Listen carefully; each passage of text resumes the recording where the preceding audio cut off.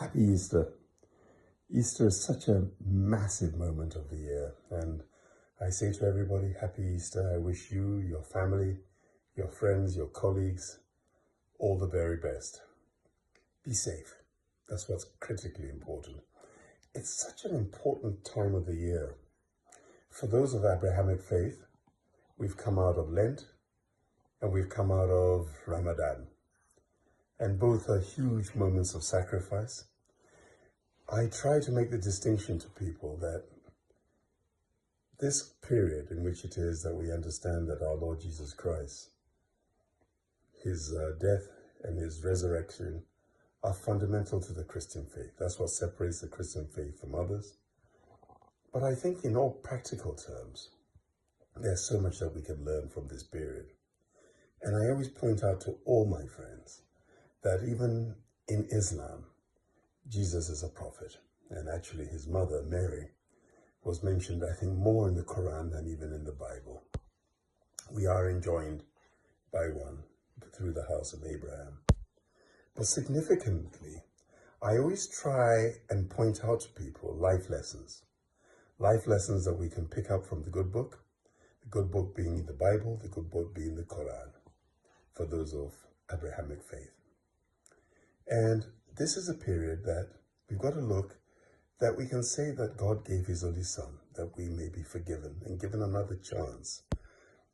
But if we also look at it in terms of where we are as human beings, surely that is the ultimate betrayal. The person that you expect of least, who comes and kisses you and has betrayed you for something material. And these days we all go through it. People want to be you. People think they can be you. People just want you out of where you are. And the betrayal comes in many forms. And the sad thing is that quite often people cannot wait.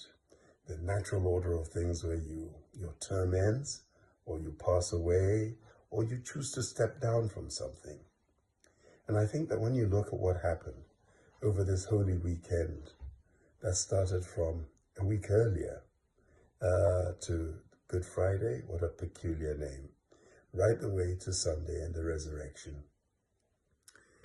There are so many things of symbolism that we've got to look. And I think we need to look at ourselves, the people that we move around with. What do we stand for? What are our beliefs? Biblically, and through the Quran, through the good books, we should stand for something.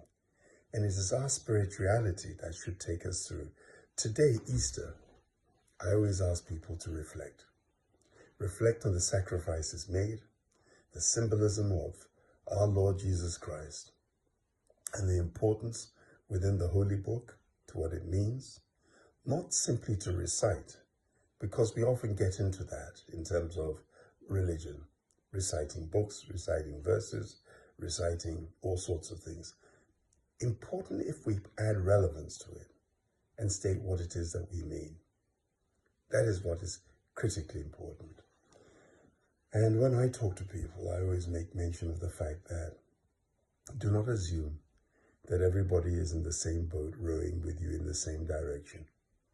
There will always be people who will go to church with you, kneel with you, and then betray you. The same people who will leave a church and not think about the less fortunate.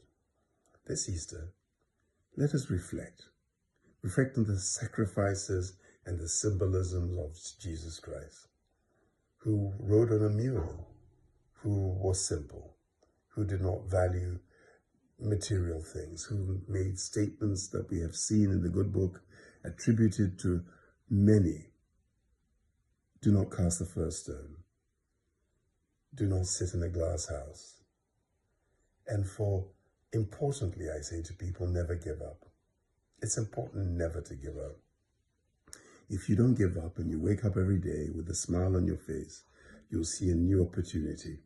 And surely that opportunity gives another chance to further yourself, to protect yourself, to help your family, or to even help the cause.